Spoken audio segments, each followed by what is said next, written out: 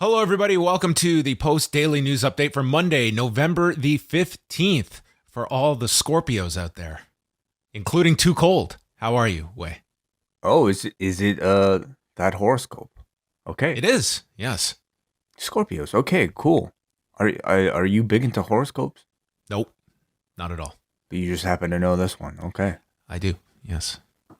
Well, what does it mean? It means it's November. It means it's cold outside here in Toronto. I think we're down to like 2-3 degrees Celsius today. Yeah, definitely. You done? Did you like turn off your hose for the winter? Like you do all that winter Yes, stuff? the hose is off. No more. No more using the hose for the winter. All right. It's definitely dry season outside. I don't know. I don't know what I'm talking about right now. All right, good. How are you doing? I'm doing fine. Yeah, doing pretty well. You know, it's another week here. Monday. Let's get going. Survivor Series week, Wai. Oh yeah, huge. The countdown is on. The thing that's on everybody's mind this week. Huge. I honestly did not even realize until just this moment. But sure, okay, Survivor Series. Yeah. Well, we have our full review of Full Gear up on the site if you want to go check out a complete rundown of all the events and matches coming out of that show. But this was a packed weekend, Wai. It was absolutely packed. And on top of that, of course, this week we released the latest edition of the Nubian Wrestling Advocates with so this was recorded a week ago. And Nate, Chris, Andrew, and their guest Phil, they spent a good amount of time talking about Bearcat Lee. And they recorded this before Bearcat Lee's release, of course. But their takes were like razor sharp about like what Bearcat Lee was. And it was like quite the interesting conversation to listen to, knowing exactly what was about to occur to Bearcat Lee, you know, unfortunately, of course. So a really great conversation as always from our friends at the Nubian Wrestling Advocate. So I encourage you guys to check that out on the free feed as well. On the topic of Full Gear, Brandon Thurston and Chris Gullo go through quite a bit of the business side of AEW Full Gear. So that was on the latest edition of WrestleNomics, which you can find on the free feed or on WrestleNomics' own feed as well. Yeah, the line of the show was Brandon stating, while I was in the car yesterday, I forecasted the financial outlook for the WWE, not just for the next quarter, but for the next several years. And he went through all of his revenue projections, which if you have historically followed Brandon's projections each quarter and compare them to other analysts, like more often than not, Brandon is pretty dead on. So I think you should definitely be paying attention to some of his projections, but some great discussion about kind of the business side of Full Gear. Also looking almost a year after the Impact AEW crossover began, what it really has meant for Impact Wrestling and its viewership. Some great stuff on this week's edition of WrestleNomics Radio. Mm-hmm. Let's get into some of the other items coming out of this week. So there were many major shows over the weekend, but I would say the two big ones were AEW and New Japan's Battle in the Valley in San Jose, California. And coming out of that show, it featured Jay White losing the Never Openweight Championship to Tomohiro Ishii, who will now transition to wrestle Brody King tonight on the New Japan Strong tapings, and then teaming with Orange Cassidy on Wednesday. But Will Ospreay was on this show as well, wrestling Ren Narita, and then came out after Kazuchika Okada's match with Buddy Matthews to issue a challenge, which has now set up our main events for Wrestle Kingdom's night 1 and 2 out of 3. So on the first night, it will be Shingo Takagi defending the IWGP Heavyweight Championship against Kazuchika Okada. And then the winner will face Will Ospreay on the second night. God only knows what is in store for night 3, Wai, but we now have 2 out of 3 main events. Can they cram a 4th title in there, maybe? Yeah. I would assume maybe the third night might be a spot for Kota Ibushi. You know, and they do have another match that's out there for Kazuchika Okada for unfinished business, and with a title on the line, that if Kota Ibushi is ready would make a whole lot of sense to me. Or they could build up another challenger through one of the other 2 nights, but as I think, maybe. Is this not the story of New Japan, Wai? Sorry to cut you off, but that phenomenal matches on paper with what just feels like very convoluted storytelling. I just find like a lot of this to just be, man, we are playing a game of Twister, trying to explain these stories and all these different titles. And I think it comes down to you're either really into the idea of the match and you'll deal with the story, or the story ain't grabbing you. I think that's where they are. I definitely think that's what it is. It actually brings to mind a lot of similar situations we've had in the UFC with interim championships and, fake championships being created, and then just, these kind of mini little playoffs. I have to say, though, I mean, this is a New Japan who's been dealt a really bad hand over the course of the entire past 2 years. And I think them having to rely on some of these crutches in order to promote a 3-night Wrestle Kingdom, I definitely give them a pass. And I have to say, like, I don't think it's really... ultimately, you're getting great matches, right? You're getting an Ospreay versus potentially a Kazuchika Okada on the second night. And that at worst, you're getting Ospreay and Takagi, which was one of the best matches of 2019. Yeah, both would be great results. And they just need a prop on the line and a bit of a story. And the circumstances have kind of allowed them to create, this little mini playoffs, which I don't think is not working. If it was strictly just a match, like we're talking about it. It also doesn't have to work in the same way it would have 2 years ago, where you're not looking, at least today, at the prospect of having to put 40,000 people in the Tokyo Dome. You're going to have to, you're selling to a much smaller capacity in theory. I believe the number as of today that they could top out at, I think it's 10,000, but don't quote me on that. Okay. Interesting. Just cards on the table for myself. I was just completely burnt out on pro wrestling after Saturday. So I have not watched any of Battle in the Valley. You did get to see the Buddy Matthews match with Okada. How did he look in this, very prominent stage for him? And do you see a future for Buddy Matthews in New Japan? Buddy Matthews is a former Buddy Murphy. I think as somebody that we've seen across 205 Live and the WWE itself, to me, the New Japan influence has always been there in his offense. I mean, the guy does the Kamagoya for a finishing move for crying out loud, does a bunch of V-triggers all the time. So I think, most of the people that are free agents, we think when they leave the WWE, we might assume that their number one place that they would want to land at is AEW. Buddy Matthews is a guy who I could see his first choice actually being New Japan. And he fits into that style absolutely perfectly. The fact that he got this Okada matchup, I think, tells you the confidence they have in him. Sure. And probably, wanting a guy like him to stick around if he's not already, signed something with them. So he fit in great. This was not necessarily the type of match where they were completely exhaustive. It went about like 16 minutes. I would say it was a pretty standard Okada match, in my opinion. But I think it gave you a great glimpse of what you can expect from a Buddy Matthews New Japan style. It's something that I think he wrestled very much anyway in the WWE. I think he fits in absolutely perfectly. Obviously as part of this New Japan America, but New Japan proper, I really love to see him in. Yeah, I think that there's a lot of potential with him in New Japan. And I think just, as you said, like the placement on this card certainly tells you how highly he is regarded. So it was a big opportunity for him on Saturday's card. One of the unfortunate news items coming out of that show was the injury to Chris Dickinson. He was involved in a tag match with Brody King against Bateman and Mysterioso and came off the top with a frog splash, and immediately he was in pain, and they tried to continue, but they had to quickly go to the finish after this.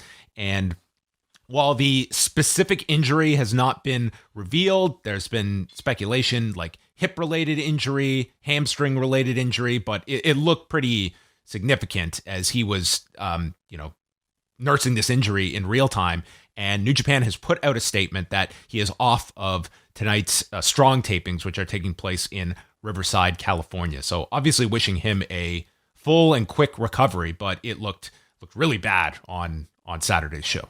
Yeah, really unfortunate. And I think for somebody like Chris Dickinson, really heartbreaking. I mean, if we recall back, to 2020, before WrestleMania weekend of that year, he was set to have a pretty epic weekend. And obviously the pandemic derailed that. I think he's done a great job of making a name for himself during a pandemic season. But I'm sure there are questions that he would be asking himself. Hey, what if? What if the world didn't collapse like I was supposed to have my year this year? Now the world is about to reopen, and the guy possibly suffers an injury that's going to take him out for potentially a while. So hopefully it's not serious. But I would say even at this point, like even if he does take a long time off, like he's provided enough, he's built his name up enough that I definitely think he'll have a place, at least in New Japan, in the US, if not New Japan proper or elsewhere when he comes back. Yeah, and certainly it's on top of things for guys out there, men and women. Like it's also the cost of some of this. Like if you even if you have insurance, it doesn't mean that's always going to cover things. I don't know what Dickinson's status is regarding that, but that's something sometimes from a Canadian perspective way we don't always look at these things as with these independent contractors. That significant injury, it's not only time off, it's also, significant medical bills depending on the severity of an injury, time in the hospital, potential rehab. The Jimmy Rave story is it's heartbreaking to look at this guy who is financially just decimated from what he has gone through. Completely. Yeah. I didn't even think of that. And I mean, is Dickinson full time with anybody? He had stated last week that when 2 weeks ago when the ROH stuff came out, he was actually not a contracted ROH guy. So, I mean, he's been doing like New Japan strong tapings, but like he's largely like for most of his career, he has been an independent performer. Right, and obviously we have no idea what sort of deal New Japan might have for its talents that might get injured, but hopefully he gets the coverage that he deserves, and at something that's not going to financially cripple him, and hopefully it's something that won't take him out of the ring for too long. One other thing I just want to mention, I did watch the Max Holloway Yair Rodriguez fight from Saturday night. This was an incredible 5-round main event. For those not following, Yair Rodriguez, who's a really solid featherweight, but he has not competed over the past 2 years. Max Holloway is coming off, he's a former featherweight champion, and it seems inevitable he is going to have a third fight with the current champion, Alexander Volkanovski, and defeated Rodriguez by unanimous decision. And this follows his performance back in January, which was, in my opinion, the best performance I've seen this year against Kelvin Cater. It was just an unbelievable striking display by Max Holloway over the course of that fight. But in this fight, Rodriguez won the first and the fifth rounds on my card, and then Holloway won 2, 3, and 4.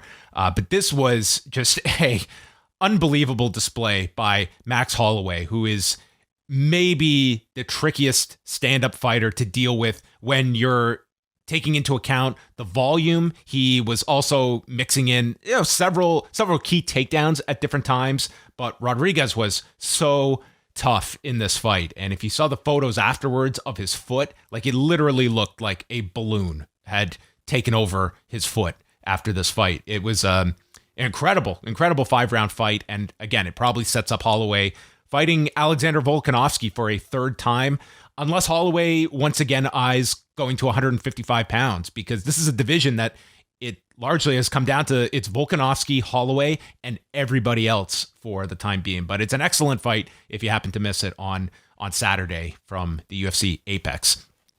Kenny Omega, I want to talk about this because Dr. Bo Hightower, who does these crazy chiropractic adjustment videos, and typically has like wrestlers and MMA fighters on. And as he is doing this adjustment, he's also interviewing the guy, which sounds, if I was having this done to me, I don't know if I would want to be interviewed at the same time. It feels very uncomfortable, but I guess that's kind of the trade-off for these videos.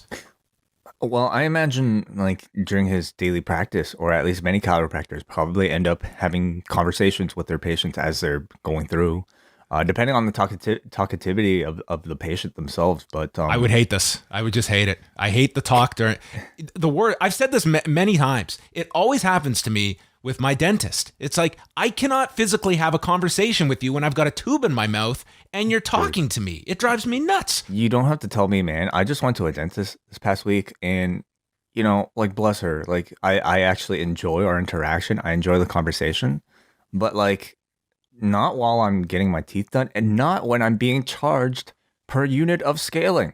Like, Ooh. by the end when I got my bill, it felt like I was like paying for a therapist instead of a dentist. So I absolutely agree with you. Can you imagine though, like a YouTube series with like a dentist trying to conduct an interview instead of like a chiropractor? Don't know if it would work as well, but yeah, I don't know. But you know what? Strange stuff takes off online. So who knows? Yeah. But anyway, in this video, Kenny Omega kind of documents some of like his ailments that he's been dealing with. And one of it, and this was transcribed by Robert DeFelice at Fightful.com. He talks about getting really bad vertigo that he's been dealing with since 2018. He said, I get dizzy in the ring. The room spins. It's been a new skill I've had to inherit, wrestling in a spinning ring. So to make sure I get that straightened out as much as I can, as often as I can, is really paramount for my performances. There's a myriad of issues with pro wrestling, and you can work as safely as you can, but you can't avoid everything. There's always something that could go wrong. And then he also spoke about the shoulder injury that he's spoken about in the past. He says, one of the things I can say I have a lot of difficulty just doing is a straight sidearm raise because of my shoulder injury. I would have to really sort of deviate to a diagonal raise to do anything. So to be able to go perfectly sideways is great. That was great. My range of motion for looking is great. My neck is feeling good. Now, if you want to decode all of that, it doesn't sound great. Mm-hmm. No, that's my synopsis here. Yeah. Now, he did make reference, and this was probably filmed sometime over the past month or so, because he did reference the Arthur Ashe Stadium show. So it was after that. But nonetheless, this sounds like this is ongoing stuff. It was that he's probably been dealing with for a significant amount of time. The vertigo is certainly something, I don't know, to the untrained professional in myself, that sounds concerning. Yeah. I mean, listen, we hear about wrestlers. I mean, the common saying is you're always injured. You're always dealing with some sort of injury. Wrestlers just simply work hurt. That's just the part of the job.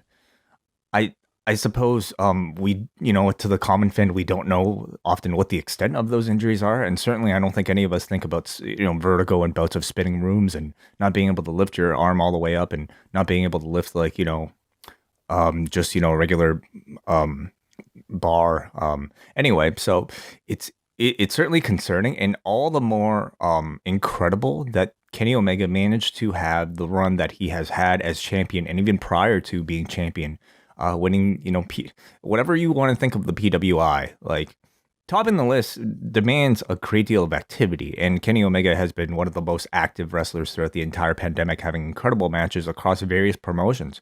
So knowing that he did all of that with injuries that sound as severe as this, it's incredible. And I think at this point, all fans believe he deserves a lot of time off. We all want to see this guy, be nursed back to health.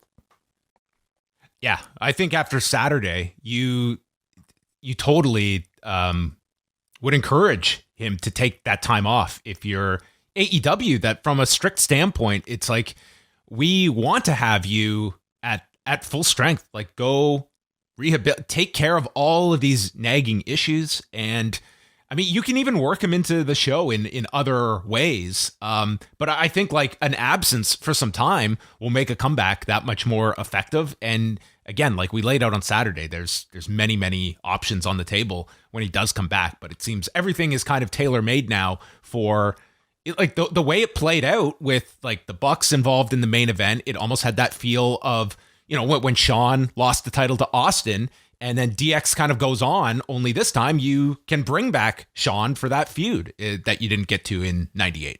It's almost as if they plan everything for this moment so that, Kenny can make an exit, refreshes his character before he comes back, And I mean, let's be honest, it's not like there's a shortage of things within AEW for this guy to work on. We know he's very much involved with the video game division. I don't know what the extent of his involvement in the women's division is anymore, but I mean, I'm sure that's always something that he can invest his time in. So I'm sure he'll stay busy even if he does take any time off it, but we will see if he even does.